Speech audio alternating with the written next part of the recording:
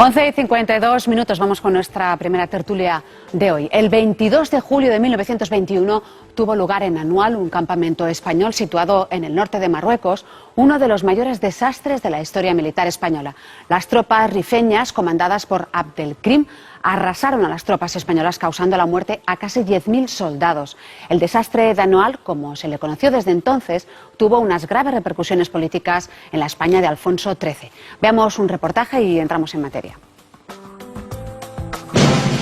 Al inicio de la década de 1920, el ejército español está ocupado en operaciones militares para hacer efectivo su dominio sobre el protectorado del norte de Marruecos.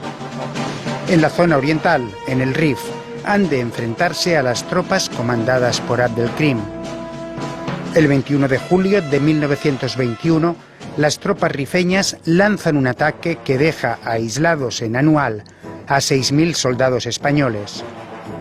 Días antes, España ya ha perdido 2 posiciones. En una operación apresurada, el general Silvestre, que manda a las tropas españolas, inicia una retirada que desemboca en desbandada.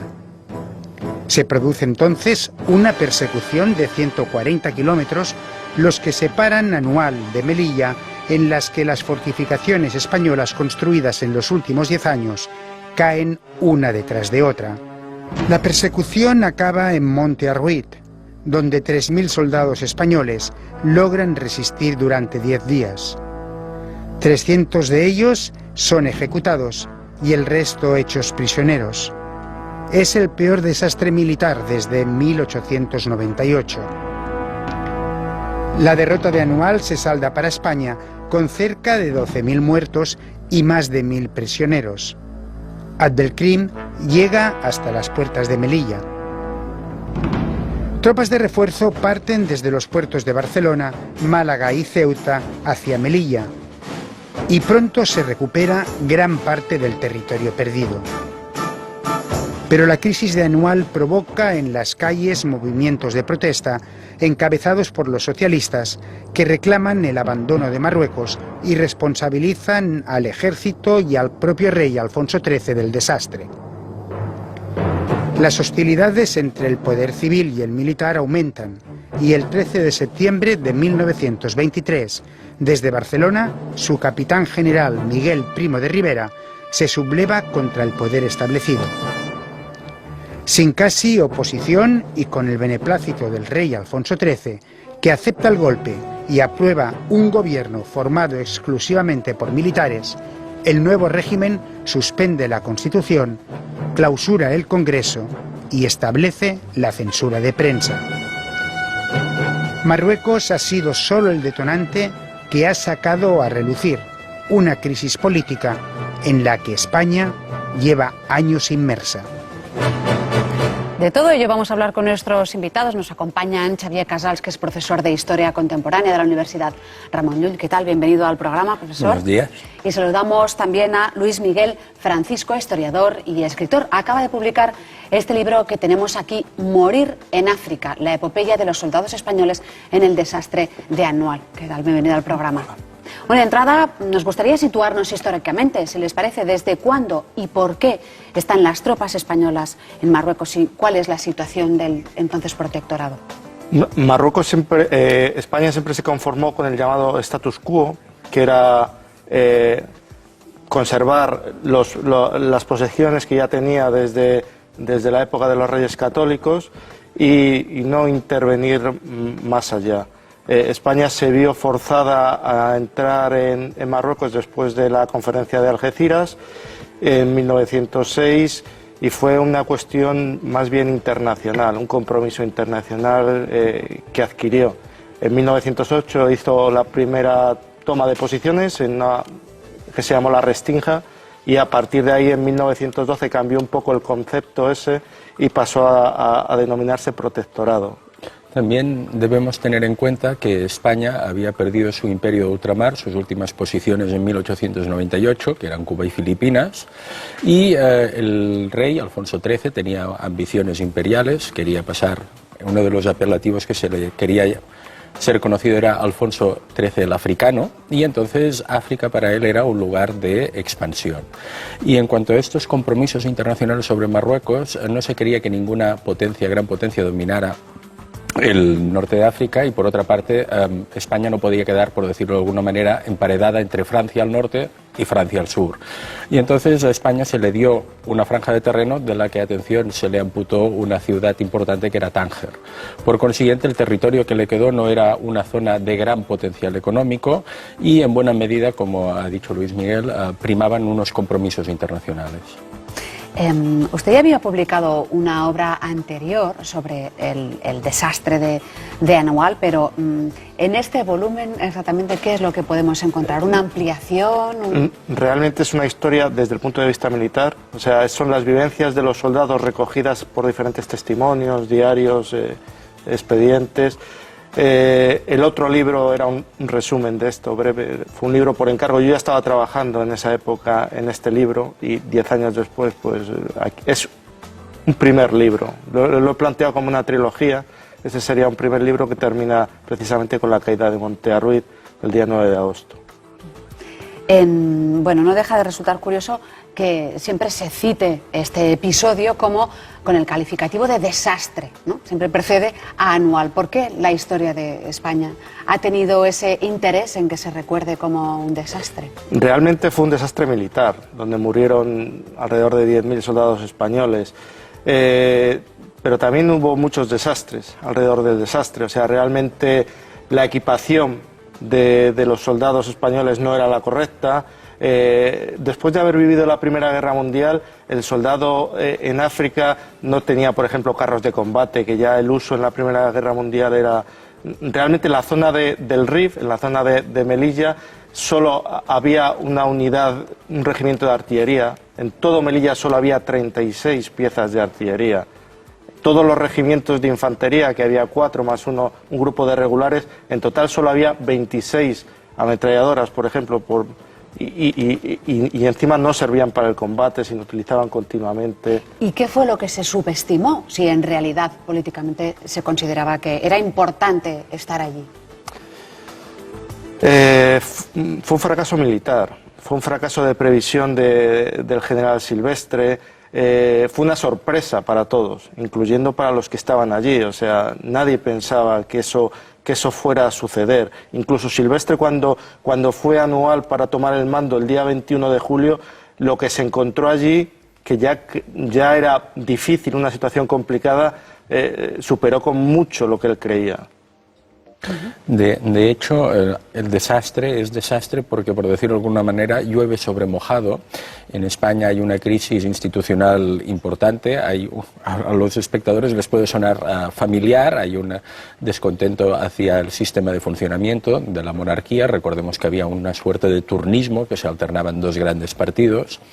En el ejército habían empezado a surgir divisiones, había un movimiento corporativo importante, que eran las juntas de defensa, que se oponía a los ascensos por méritos de guerra. Ello chocaba con los intereses de los militares que estaban en África, porque África era el lugar donde se formaban militares profesionales y donde se podían obtener ascensos por méritos y recompensas. Y por otra parte hay un factor muy desestabilizador, que es el papel del rey en todo este asunto, que siempre ha estado envuelto de un claroscuro, en el sentido de que el rey tenía una intervención muy directa en ámbito militar, era un rey soldado, y habría estimulado una expansión poco prudente de las tropas, que al final habría culminado en el desastre. De hecho, siempre se ha especulado sobre un telegrama que el rey habría enviado a Silvestre diciéndole: olé los hombres, o algo parecido, te espero el día 25. Para impulsarle a avanzar. Este es un telegrama mítico, no se ha hallado, creo, y es uno de los hechos que planea, pero que en todo caso facilitó que al rey le fuera imputado por parte de la opinión pública un protagonismo en estos hechos. Silvestre era íntimo amigo del rey, de hecho fue jefe de su casa. Salían juntos por Madrid, era su hombre de confianza. Silvestre era un personaje completamente opuesto al general Berenguer, que era el alto comisario, el general en jefe de todos los ejércitos de África. Era más soldado, el general Berenguer era más político, aunque los dos eran militares. Es cierto que Alfonso XIII era sobre todo militar, y incluso cuando cayó el desastre anual, él se encerró en sus aposentos y solo quería recibir noticias del desastre anual, solo quería saber del desastre anual, solo quería saber qué había sido de Silvestre, porque realmente sí que está confirmada la muerte de Silvestre, el suicidio de Silvestre anual prácticamente en el día, pero como no apareció nunca el cadáver, pues hay una mitología alrededor de todo eso bastante importante. ¿Por qué España, una potencia que había perdido todas sus colonias, como comentábamos antes, decidió embarcarse en una nueva aventura con Marruecos? Bueno, es lo que hemos estado planteando. Había estos compromisos internacionales, había también un problema geopolítico para no quedar con Francia en el norte y en el sur, si se ocupaba, y luego también había esta ambición de imperio de penetrar en África y mal calibrada, y en este sentido quizá vale la pena insistir que ya habían habido otros avisos de que podía haber peligros, como fue el llamado desastre del Barranco del Lobo, donde sí hubo una penetración imprudente, más allá de lo que estaba previsto, y se cobró ya varias vidas, y por tanto, y además no debe olvidarse que en España había un clima de opinión adverso por el sistema de funcionamiento del ejército. En 1909 ya había habido un motín antimilitarista y confusamente anticlerical en Barcelona con la Semana Trágica. Por tanto, la guerra de África no gozaba de una amplia prédica popular. Sí, además el desastre del Barranco del Lobo obligó al ejército a actuar de una manera muy determinada, que era que tuvieran un protagonismo máximo las unidades indígenas. Se copiaron a otras potencias la forma de conquistar, y esta era coger soldados indígenas, hombres indígenas, y hacer las unidades reales de fuerza y de choque. Eran unidades indígenas, tanto de la policía indígena como los regulares que se formaron en 1911. Indígena se refiere a locales, a gente sí, que procedía de... y además gente de esa región, gente de esa región que se reclutaba, porque otras potencias, sin embargo, les cambiaban de localidad. Eso fue crucial a la hora del desastre, ¿no? La influencia de las tropas que realmente eran las que conquistaban las posiciones, porque el soldado español era un soldado de bloqueo, era un soldado que realmente no iba a la conquista, sino veía cómo las tropas que iban a vanguardia, que eran tropas indígenas, conquistaban esa posición, y luego ellos realmente lo que hacían era tomar esa posición y defenderla. ¿Pero para qué? Pues para evitar precisamente los conflictos sociales que surgieron en 1909, para evitar realmente sangre española y para evitar todo eso. Pero al final todo eso fue en decremento nuestro, porque realmente el día 22 de julio, cuando se produce el desastre anual, la mayoría de las tropas indígenas se pasan al enemigo, con todo el armamento. Un error de cálculo entonces, bueno, ¿no? O varios errores de cálculo, que es avanzar un gran territorio, entonces crear una gran extensión entre la cabeza de la tropa y la retaguardia, dejar a los soldados en puestos aislados, que eran estos bloqueos, que entonces, claro, permitían su rápido rodeo y su rápida aniquilación. Y entonces, claro, lo que se produce con Annual es un ataque inesperado, masivo, y una retirada que prácticamente es una desbandada, según cómo se mira. Sí, fue una desbandada. Además, Anual tiene un problema. Anual, estamos hablando de montaña. Anual es una posición montañosa. Además, era muy fácil cerrarla por retaguardia y que quedara totalmente aislada. Además, el día 22 de julio, Silvestre lo apostó toda una carta. Todas las tropas realmente de peso estaban concentradas en Anual. No hubo tropas en retaguardia. Realmente sí que había tropas de retaguardia, pero Silvestre, que no tenía soldados, la sacó de las oficinas de Melilla, de los destinos, de los soldados que realmente no estaban bregadas, y ocupó diferentes posiciones. Por lo tanto, después de la retirada de Anual, tenía soldados asustadizos por las consecuencias y lo que habían visto en esa operación, y luego tenía otros soldados que realmente no eran soldados, eran solo hombres que habían ocupado destinos burocráticos en Melilla. Claro, de hecho el desastre pudo haber sido mucho más desastre, porque los rifeños hubieran podido ocupar incluso Melilla. De hecho no llegaron a ocupar Melilla porque se entretuvieron en saquear, pero si hubieran avanzado la defensa era francamente precaria. Hay otra cuestión, y es que se ha hablado mucho del deseo de venganza que llevó al ejército español al uso de armas químicas contra las guerrillas rifeñas. ¿Qué hay de cierto en Sí, sí que es cierto, se utilizaron armas químicas. De hecho, después del desastre anual, lo que sí que cambió es se utilizó todo lo que se había utilizado en la Primera Guerra Mundial. Lo que no se tenía hasta el desastre anual empezó a tenerse después. Empezaron los primeros carros de combate, la artillería se modernizó mucho, los fusiles se modernizaron mucho, todo se modernizó. Y ese uso que había habido también en la Primera Guerra Mundial de armas químicas se empezó a utilizar también en la Guerra del Rif. Es que debemos tener en cuenta que Marruecos era un problema muy importante. Precisamente una de las causas del golpe de Estado de Miguel Primo de Rivera es el conflicto de Marruecos en dos sentidos, en cuanto a opinión pública y en cuanto a que se está efectuando una investigación sobre las responsabilidades que puede afectar al rey, y las conclusiones se iban a leer en las Cortes el 1 de octubre, el golpe de Estado se produce el 13 de septiembre. Y entonces, ¿qué ocurre? Pues Marruecos es un elemento de desgaste, y Primo de Rivera fuerza una gran retirada, y esta retirada se cobran numerosísimas bajas. Nunca han sido publicadas las cifras de bajas de esta retirada para trasladar a los soldados hacia la costa.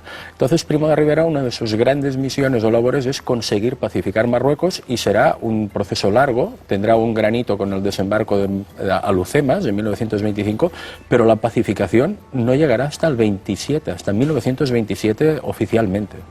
¿Y se recuperó territorio después del desastre de Anual?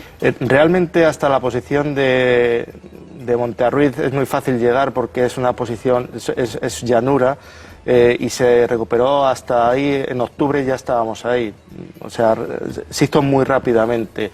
Y lo demás sí, se recuperó a través de prácticamente empezó a movilizarse todo el ejército, o sea, prácticamente todos los soldados que estaban en la península pasarían todos a pisar Marruecos con sus diferentes regimientos, y se llegó. Pensemos que Anual es un aldabonazo, que podríamos decir. En España hay esta situación de crisis, una crisis institucional, una crisis política, y además no debe olvidarse que desde principios del siglo, con la pérdida de las colonias, es otro vector de fondo que debemos tener en cuenta. Relativamente reciente entonces, ¿no? Sí, el ejército era muy importante, porque era una columna vertebral del Estado, había cobrado mucho protagonismo a lo largo del siglo XIX con las guerras carlistas, con las guerras de ultramar, ahora tenía una nueva guerra, pero por otra parte también con el regeneracionismo empezó a surgir la idea de un cirujano de hierro, un hombre providencial, y entonces un poco Anual es como un crisol, un catalizador, o como se le quiera llamar, de todos estos impulsos, de este descontento militar, de un descontento popular, de la necesidad de un hombre fuerte que tome al poder, y en buena medida Anual es una explicación, no la única, de la dictadura que encontraremos en 1923. Las consecuencias de la guerra llevaron a la dictadura de Primo de Rivera a un país en el que, por otro lado, también existían aún zonas subdesarrolladas, hasta el punto, por ejemplo, de las Surdes, ¿no? ¿Qué responsabilidad tuvo en toda esta historia el rey Alfonso XIII? El rey Alfonso XIII, cuando lo estudio como un militar más. Para mí es cierto que el general en jefe era Berenguer, pero para mí prácticamente se le daban novedades diarias a Alfonso XIII. O sea, el desastre de Anual, evidentemente, aunque no hablo de ello en el libro, yo sé que estuvo empujado por Alfonso XIII. Él animaba a sus generales, él creía en estos generales de Anual para terminar con el problema de Marruecos. Cuando se hablaba de Marruecos, no se hablaba de Marruecos como todo el mundo hablaba del problema de Marruecos. Es una frase, el problema de Marruecos. Bueno, de hecho hay que tener en cuenta dos cuestiones. Una, Alfonso XIII era un monarca constitucional, pero era un monarca que tenía muchas atribuciones, y prácticamente el tema militar era una esfera o un dominio reservado. Ello creaba muchas disfunciones porque, claro, aplicar una política en el protectorado, prácticamente quien llevaba la batuta era Alfonso XIII. Y además en el ejército se habían creado también sectores poderosos, y uno de los elementos que hemos hablado que llevan a la dictadura es el tema de Marruecos, pero hay otro que es el tema de Barcelona. En Barcelona existía una auténtica guerra social, pistolerismo, y había surgido un poder militar fuerte o una demanda de autoridad que estaba nucleada o muy vertebrada en torno a la Capitanía General de Barcelona. Entonces, en buena medida, la dictadura que se instaura en 1923 tiene estos dos grandes pivotes militares, uno lo encontraremos en África y el otro lo encontraremos en Barcelona. Y sobre todo el rey, con sus intromisiones o su política militar directa, porque él se consideraba un rey soldado y desde muy joven siempre tuvo este interés por el tema de la milicia, obviamente quedó implicado en el resultado de estas políticas. Pues cerramos aquí este capítulo de la historia. Agradecemos mucho a Xavier Casals y también a Luis Miguel Francisco que nos lo hayan recordado. Muchas gracias. Bueno, seguimos ahora, vamos con otras historias aquí en Para Todos Lados.